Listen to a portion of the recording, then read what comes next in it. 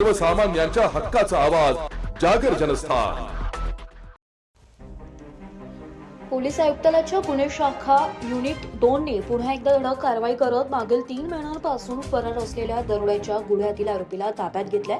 आरोपी प्रशांत सोपान सदाफळे वर्ष 23 राहणार मोरेमळा बालाजीनगर नाशिक रोड याच्या विरोधात नाशिक रोड पोलीस ठाण्यात दरोड्याचा गुन्हा दाखल होता।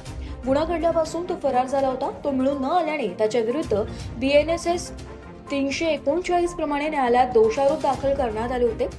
पोलीस आयुक्त संदीप कर्णिक, उपायुक्त किरणकुमार चव्हाण, सहाय्यक आयुक्त संदीप मिटके यांच्या आदेशानुसार शहरातील रेकॉर्डवरील फरार आरोपींचा शोध घेऊन त्यांच्यावर कठोर कारवाई करण्याची विशेष मोहीम सुरू आहे। या मोहिमेअंतर्गत गुन्हे शाखा युनिट 2 चे अधिकारी, सहाय्यक पोलीस उपनिरीक्षक शंकर काळे व पोलीस हवालदार सुनील आहेर यांना गोपनीय माहिती मिळाली की फरार आरोपी प्रशांत सदाफळे हा मोरेमळा भगवती लॉन्च जवळ जेल रोड नाशिक रोड या परिसरात फिरत आहे। ही माहिती युनिट 2 चे प्रभारी अधिकारी, सहाय्यक पोलीस निरीक्षक हेमंत तोडकर यांना दिली असता त्यांच्या मार्गदर्शनाखाली पोलीस उपनिरीक्षक बाळू शेळके, सहाय्यक पोलीस उपनिरीक्षक शंकर काळे, पोलीस हवालदार सुनील आहेर, अतुल पाटील, मनोज परदेशी यांच्या पथकाने मोरेमळा जेल रोड परिसरात सापळा लावला आणि आरोपीला ताब्यात घेतला।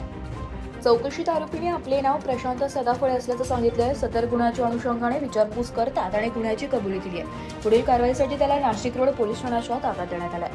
जागर जनस्थानसाठी संदीप नवसे, नाशिक।